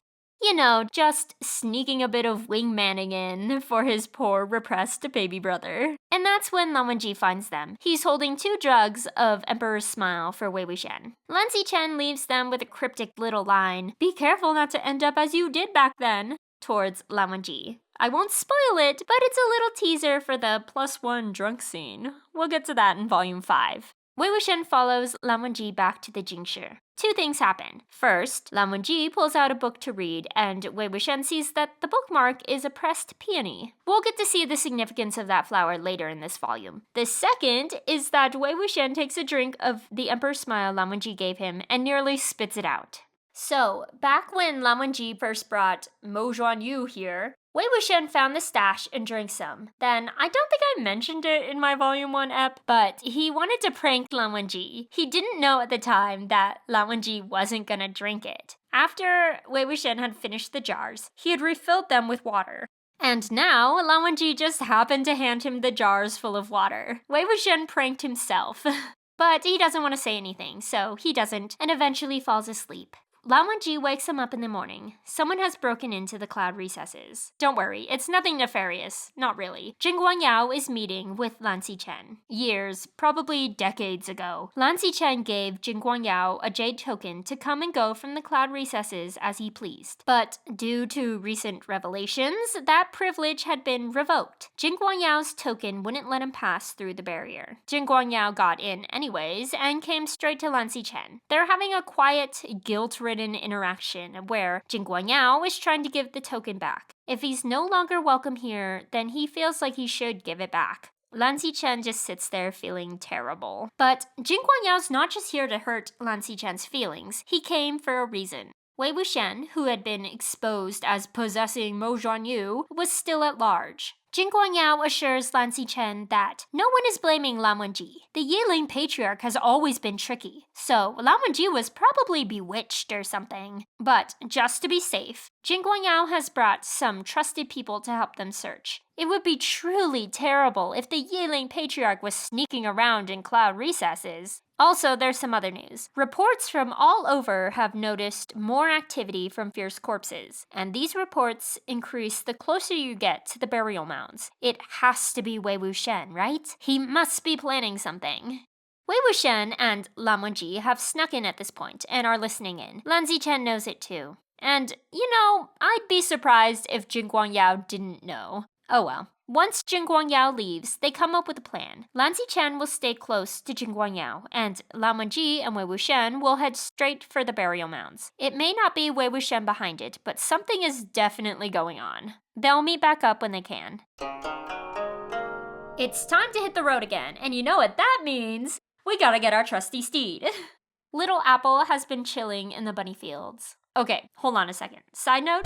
So, Little Apple, and Fairy too, for that matter, don't have confirmed genders. Non-binary icons, the both of them. MXTX just never specifies. But when I read the book the first time, I didn't even realize because I totally headcanoned them genders. To me, Little Apple is boy donkey and Fairy is girl dog. That's just the vibe I got. Although, honestly, I'm pretty biased towards girl dogs. I've only ever had girl dogs. I like them more. Little Apple totally gives me boy vibes though. I just can't really explain it. And I've had this exact conversation with my Danmei friends, and both of them told me that they read the book with girl donkey Little Apple and boy dog Fairy as their headcanons. Anyways, it doesn't really matter, and I don't know where I was going with that. Let's get back to it. Little Apple is chilling with the bunnies. The bunnies who absolutely love Lan Wangji. They swarm him the minute he shows his face, and they don't like Wei Wuxian. He's too loud and grabby. But they definitely love Lan Wangji more than they hate Wei Wuxian, because they follow them all the way to the gate. Very cute. As they leave the cloud recesses, Wei Wuxian starts whining about his wound, until Lan Wangji lifts him up onto Little Apple. This makes Wei Wuxian nostalgic. In his, only memory of his parents, they were traveling just like this. He was sitting with his mom on a donkey while his dad held the reins. Wei Wuxian makes Lan Wangji take the reins. There. Now all they need is a little one. Wei Wuxian pulls out his flute and plays a melody that makes Lan Wangji trip over his feet a bit. And then he hits him with the, "Say, Lanjan, this melody is how you knew it was me, right? Because you never played it for anyone else?" Lan Wangji confirms it. Nice. Wei Wuxian asks him who wrote it, and Lan Wangji tells him that he did. Wei Wuxian asks for its name, and Lan Wangji refuses to tell him, claiming that he already told him the name, but that wasn't fair because Wei Wuxian had passed out before he could hear it. So, Wei Wuxian pitches a name, and when Lan Wangji rejects it, he pitches another and another. Lan Wangji has rejected a good 80 names before they make it to a small village close to Yiling. Wei Wuxian's feeling a bit hungry. They spot a little patch of melons. There's a barn, but when they knock, it doesn't seem like anyone is around. So Wei Wuxian says they should just take one. They can leave money and a note. Lan Wangji agrees and then dutifully pulls out his wallet. Just then, they hear voices of people approaching. Wei Wuxian... Okay, this isn't his best moment, but in his defense, he panicked. Basically, he tackles Lan Wangji into the hay to hide. There's really no reason to do this. It's a pretty small, remote town. They're probably not cultivators. And even if they are, it's unlikely that they would have heard the news or even be able to recognize Mo Xuanyu's body. And Wei Wuxian comes to that conclusion too after thinking about it for a second. But the damage is already done. They're already hiding, so to come out now would look even more suspicious. Better to just stay here. Here being laying on the hay, straddling Lan Wangji's hips. Nice. It's a young couple approaching with a young child they call Bao. So cute. Then the wife calls her husband Ergege, second brother, and Wei Wuxian can't help it. Lan Wangji is an Ergege too. He starts quietly teasing Lan Wangji until he gets sufficiently embarrassed and flips their positions. Under Lan Wangji, Wei Wuxian gets to fantasize about being Lan Wangji's wife for the second time that day. He imagines the life of a domestic countryside couple. He could wait with their baby while Lan Wangji was out tending crops or whatnot. Maybe Wei Wuxian would occupy himself with sewing. Although, if he thinks about it, Wei Wuxian has a lot more experience growing crops, and Lan Wangji's demeanor is much more suitable for domestic tasks. So maybe they should switch. That sounds nice too, coming home to Lan Wangji after a long day's work. Stay tuned for the extras in Volume 5 for more cottagecore dreaming. Anyways, eventually they start hearing scary sounds. Sounds of a fierce corpse. Lan Wangji has his hand on Bichen now, but Wei Wuxian stops him from jumping out. He knows who it is. The family runs away and they get up from the hay. Wei Wuxian leaves the barn to find Wen Ning.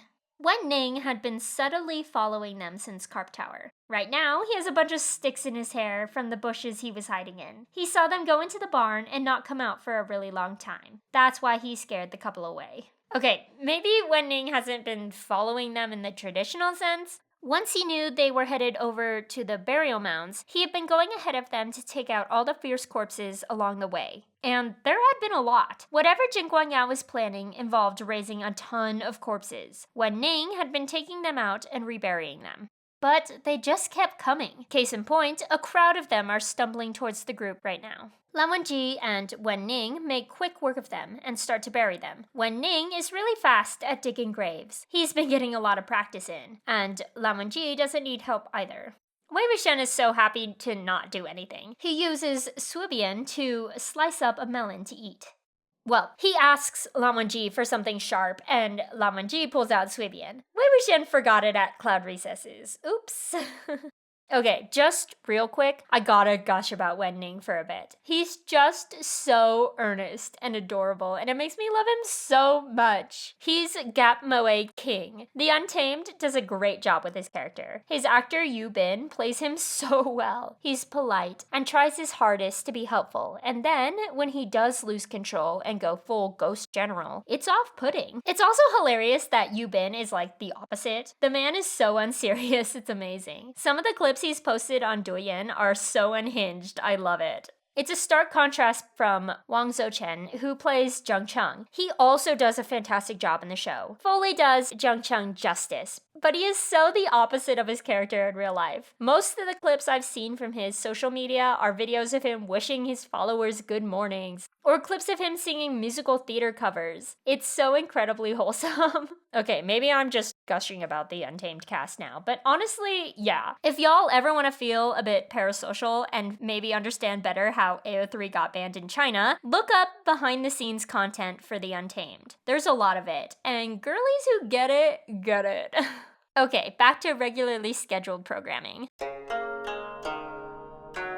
The three of them travel the rest of the way to the burial mounds together. The barrier into the burial mounds is broken. Wei Wuxian had once broken this barrier while he lived there, but this break is much newer, presumably by the corpses and the 100-some captives they've been taking. It's nostalgic and a bit painful being back here. The crops they grew here have long since withered, and the homely shacks they lived in are demolished ruins. Wen Ning finds a trampled grave and mourns for his sister. Sadly, there's no time, and they have a mountain of corpses to fight through. Okay, so when it comes to controlling fierce corpses, it's sort of a first come, first serve kind of thing. Wei Wuxian, as the Yiling Patriarch, had used the Yin Tiger Tally to control all the corpses in the burial mounds back then.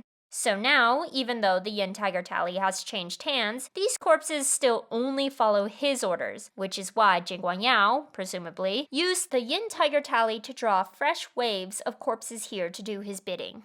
And there's a whole lot of them. Wei Wuxian uses his bamboo flute. But the first come, first served rule goes both ways. Lan Wenzhi throws him Suibian again. Wei Wuxian forgot about his sword after using it to slice melons. They find the hostages in the Demon Quelling Cave, which had served as Wei Wuxian's workshop and as the evil lair of the infamous Yiling Patriarch back in the day. 100 young junior disciples are bound in pairs with a mortal binding rope. They had been kidnapped and dropped here a few days ago, and had been helpless to do anything but wait. Our junior quartet is all here. The general consensus is that the Yiling Patriarch must be behind this, but Lan Sizhui, Lan Jingyi, and Ouyang Zizhen are keeping people calm and insisting that the man that helped them in Yi City would not have done this. Even Jin Ling low-key defends him when his cousin starts saying shit.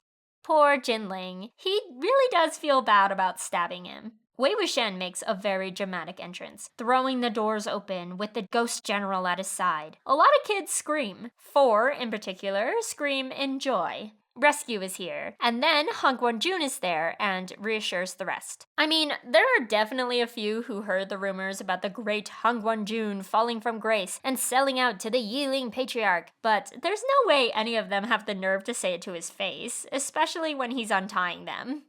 There's a crowd waiting outside the cave, but maybe not the one they were expecting. Cultivators from all over, major and minor sects alike, are there to rescue their kids from the Yiling Patriarch in what is being called the Second Siege of the Burial Mounds. Only, there were barely any corpses blocking their way up, and the hostages they came to rescue are already free. And they're defending the Yiling Patriarch. Instead of cursing Wei Wuxian for kidnapping them, the kids all insist that he was the one who freed them. And they won't leave his side. Like, Ouyang Zizhen's dad is there and insisting that he come to him, but Ouyang Zizhen refuses. Lan Qiren is there too, and Lan Sizhui, Lan Jingyi, and Lan Wenzhi all refuse to leave Wei Wuxian and go to him. Even Jin Ling refuses to leave. I do want to note that Jing Guangyao and Lan Xichen are not there. Apparently, very conveniently, Jing Guangyao got injured right before the raid, and Lan Xichen stayed behind to take care of him. It does suck because, yeah, this is a total setup. Wei Wuxian didn't kidnap these kids, but a lot of the people here to stop him were actual victims of the Yiling Patriarch and or the Ghost General. Back then, Wei Wuxian was very mad and barely in control, and there was a lot of collateral damage. And Wei Wuxian doesn't stand behind those actions, and he wasn't targeting any of these people in particular, but that doesn't change the fact that his actions killed so-and-so's son, or that guy's wife, or whoever. At least, as long as Lan Wenzhi has a say, this will not be like the first siege on the burial mounds. Let's jump back into the flashback arc for the last little bit of this volume. This is right after the end of the Sunshot campaign. Things are just settling into a new normal, at least on the surface. We're at an intersect hunting competition on Baifang Mountain. The recently named Jing Guangyao organized everything, and the gang's all here. Jing Guangyao announces the sects as they arrive. They all ride on horseback for the aesthetics, literally, because it looks cool. A lot of ladies are there to throw flowers at the handsome cultivators. The twin Jades of Lan get a mountain of them as per usual. Not that Lan Zhan pays them any mind. That is, until a peony comes flying at the back of his head. He catches it, turns, and sees the Jiang sect entourage. Wei Ying threw it. Oh boy, a peony. I wonder if Lan Zhan will preserve that flower and keep it as a bookmark for there are 20 in the scene. for the next 15-ish years. The hunt begins with a little archery competition. Everyone competing must fire at a target from a certain distance. The target has a bunch of rings, and whichever one they hit determines where they will start on the mountain for the hunt.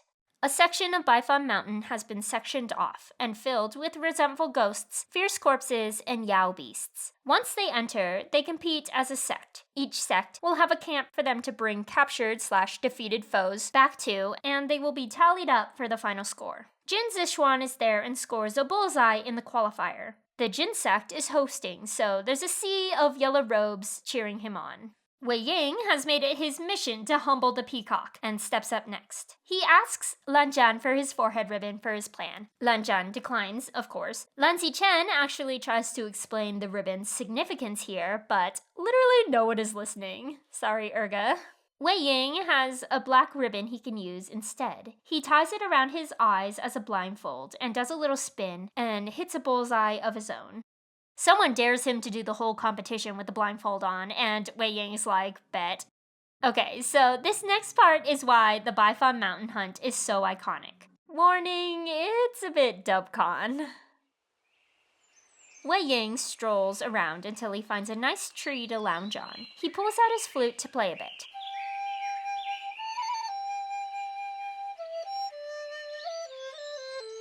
There we go, competition in the bag. I'll get back to that in just a second. He actually starts falling asleep in his tree when he senses somebody approaching. Whoever it is doesn't say anything, even when Wei Ying calls out. I'll give you 3 guesses who it is. Whoever it is just standing there, so Wei Ying is going to ignore them, but then he's being slammed against the tree. He tries to get back up and take off the blindfold, but he's caught off guard, and the person's got both of his wrists in a strong grip. The person is strong and hasn't said anything, but Wei Ying doesn't sense any killing intent. He's going to try and talk again, but then he's being kissed. Very aggressively. This is Wei Ying's first kiss, believe it or not. It's Lan Zhan's too. Wei Ying stops struggling and just accepts it. Okay, his reasoning here is a bit, So, he's blindfolded and makes up who he thinks is kissing him. To Wei Ying, this must be a woman who is just too nervous to approach him before. And she's just really, really strong. When they finally pull away, Wei Ying is breathless and a bit stunned. It takes him a second before he takes off the blindfold. And, of course, the mystery kisser is already gone. He takes another few minutes to collect himself before getting up to explore. He thinks he might find the shy lady, but all he finds is Lan Zhan. Lan Zhan, who is so mad at himself for losing control like that he's punching a tree so hard that it falls over. Okay, I gotta mention. So, after I finished reading Modao the first time, my friend and I convinced our other friend to read it too. And this was so fun because she was keeping us updated in the group chat every time she read. And then she got to the Baifan Mountain scene. Me and my friend who had already read it just kept spamming her with tree and fist emojis. She was so confused until she got it. Good times. And to this day, I still call the scene the tree punch scene. So, Wei Ying goes to annoy Lan Zhan, one of his favorite things to do. He literally tells Zheng Cheng that. Unfortunately, Lan Zhan hasn't seen any crazy strong and supremely shy women running around. Oh well. They are interrupted by some other people taking a romantic stroll. It's Jiang Yanli and Jin Zishuan. Okay, let's get into these two. I feel like the book has only dropped little crumbs up to this point, but now we get to see them. Don't get attached. So, these two were engaged in childhood because Madame Yu and Madame Jin were really good friends and wanted to be in-laws. But then, after the punching thing, the engagement fell through. Jiang Yanli was actually pretty sad about this, but she didn't tell anyone. Jin Zishuan never bothered getting to know Jiang Yanli at all, so he didn't really care. Then there was an incident during the Sunshot campaign. This was after Jiang Cheng had started recruiting new disciples to build Yunmanjiang sect back up. And, after the reemergence of the Grandmaster of Demonic Cultivation. Yunmanjiang joined Lan Lingjin in Langye region when they called for reinforcements. Jiang Yanli wanted to go with them. Both her brothers would be there and could protect her, demonic cultivation included. They didn't really want her on the front lines. But Jiang Yanli insisted and promised to stay at the camp. She wanted to cook for the troops. Jiang Yanli made a pot of her signature lotus and pork rib soup for her brothers every morning. And they didn't know, but she had also, anonymously, dropped off a bowl of soup at Jin Zixuan's tent every day. She liked him despite everything, but there was a huge misunderstanding. So, a Jin servant girl, who also had a crush on Jin Zixuan, saw Yan Li dropping the bowl of soup off every day and decided to take advantage. She lingered around so that when Jin Zixuan got his soup, he would conveniently see her and assume. Jin Zixuan was way nicer to that servant after that. It was the best soup he had ever had. But then, one day, he ran into Jiang Yanli as she was delivering the soup and yelled at her. Because he never got to know her, he assumed that she was just another spoiled young miss like the ones in Lanling. He calls her out in front of everyone, saying that it was dishonorable to try and take credit for the poor servant girl's hard work. Jiang Yanli was so embarrassed and hurt that she burst into tears. Wei Ying hears her crying and jumps in, and shit starts escalating. There's a huge crowd forming. Jin Zixuan keeps shouting about what he thinks happened, which Wei Ying loudly disputes, and Jiang Yanli is still crying too hard to explain anything. Eventually, they call over the servant girl and her lies get exposed. Jin Zixuan suddenly feels extremely bad but can't approach Jiang Yanli at all. Jiang Cheng and Wei Ying will absolutely kill him, and so they leave. It's after this incident that Jin Zixuan started asking about Jiang Yanli every chance he got, which brings us to Baifan Mountain. Madame Jin had insisted that Jiang Yanli be here, and the two had been hanging out in the observation tower for the most part. But this was all Jin Zixuan's plan. He wanted another chance, and so he asked his mother to help him. Instead of hunting, he just wanted to take Jiang Yanli out on a nice stroll around the mountain. Maybe he'd even protect her and prove himself a bit. But the thing is, he never told Jiang Yanli. She assumes that this was all Madame Jin's doing. And based on how things have gone in the past, she thinks that Jin Zixuan is being forced to hang out with her. So when he invites her to Lanling for a personal tour of the Jin sect private hunting grounds, she declines. She doesn't want to be burdensome. But Jin Zixuan is actually asking her out, despite how terrible he is at it. It's actually the first time he's ever asked someone out, and subsequently, the first time he's ever been shot down. He doesn't take it well. His ego won't let him, and he blurts out some bullshit about it being his mother's idea anyway, accidentally confirming Jiang Yanli's assumption.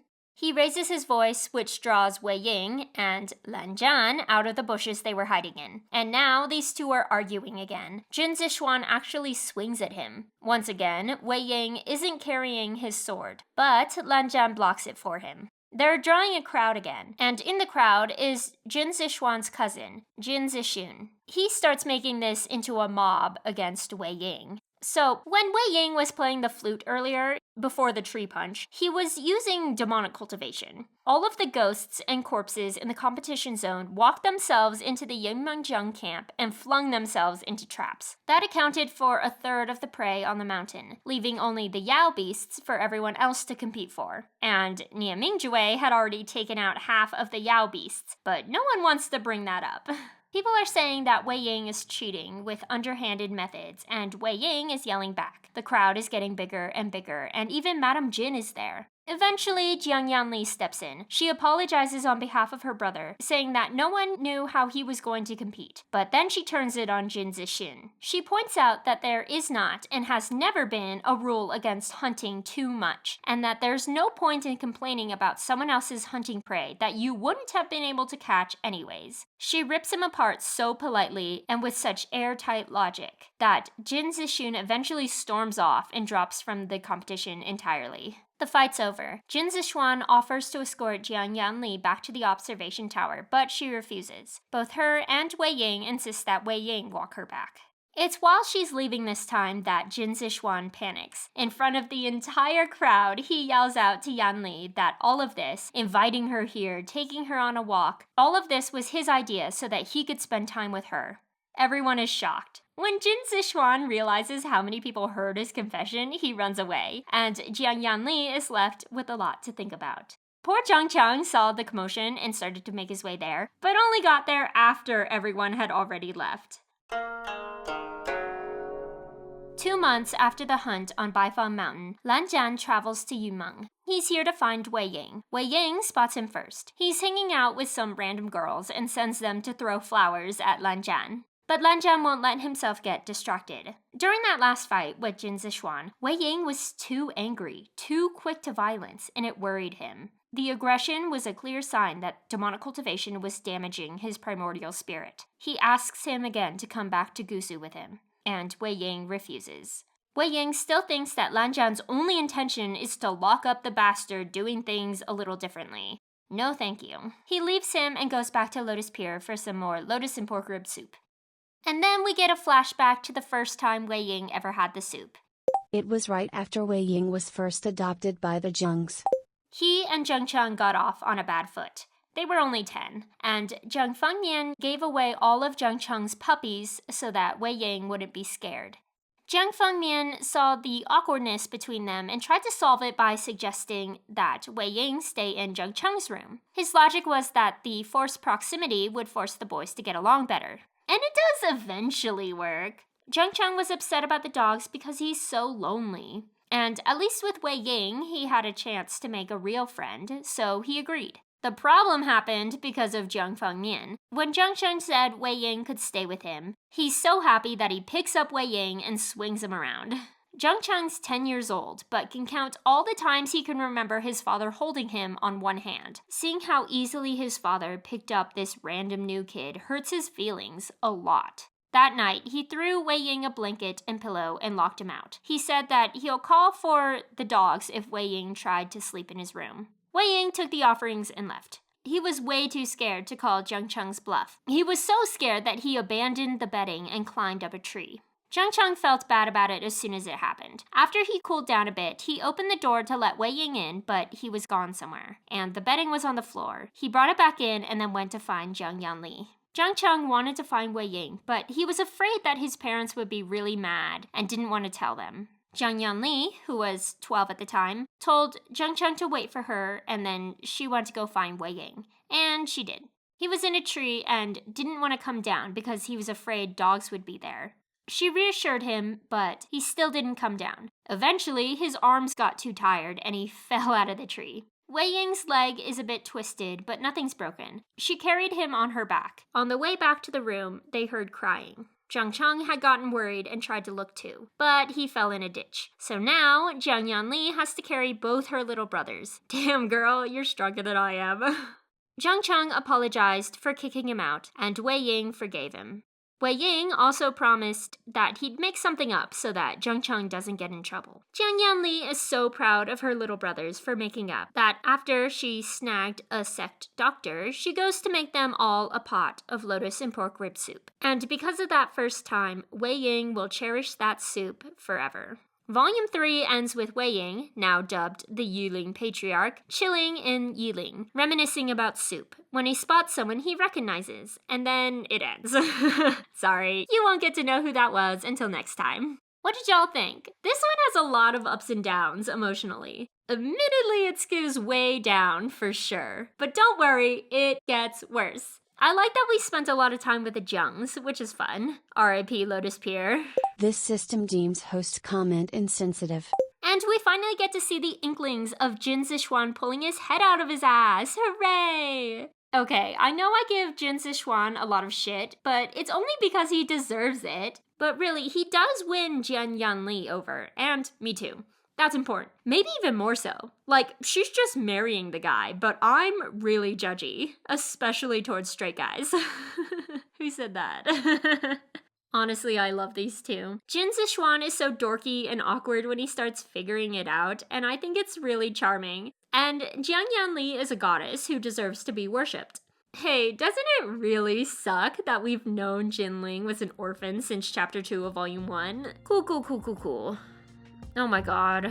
I've literally known what happens for the last 6 years now? And yet here I am, still legitimately dreading reading the next volume. Although there is one character that I'm extremely excited to be able to talk about next time. Let's do it. I'll meet you guys here, same time next month. Cool. But just one more thing before I go. Do you like Mian Mian? Bye!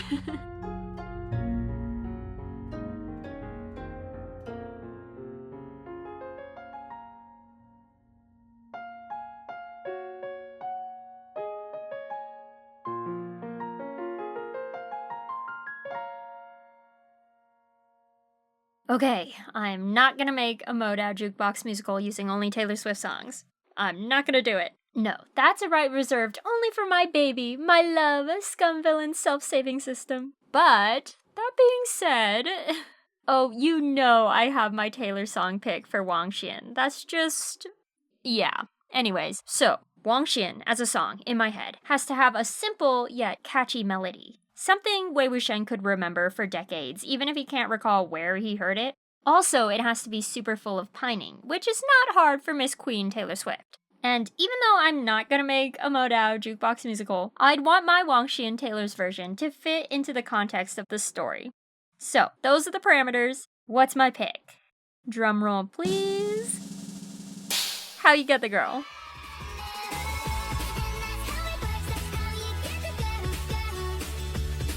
Hear me out. I think the chorus is perfect for Wang Xian. I want you for worse or for better. I would wait forever and ever. Broke your heart, I'll put it back together. I would wait forever and ever. Lan Wangji would totally write that about Wei Wuxian. Plus, it is incredibly catchy. But, you might say, it's a pop song and also about trying to win back a girl. Well, to that I'd say, that's Wei Wuxian's fault. So, picture this. We change the cave scene up a bit, so Lan Wangji sings him the song way earlier. And then Wei Wuxian's like, oh, is that about Mian Mian? And then he's like, I can help you out, Lan Jian. Leave it to me. I can teach you how to get the girl. Cue music start. And then in the bridge, Wei Wuxian low-key admits that it worked on him, so there's that. Ugh, I love this song. I hope you can see my vision. Okay, wait, what else should we talk about? Ooh. Oh my god, Let's talk about how shippable some of the side characters are. Namely, Lan Zichen and Zheng Cheng. I can get on board with pretty much every ship involving these two. Hera Masters, the both of them. Zheng Cheng is just such a fun character to play with because of how much I know he'd fucking hate it.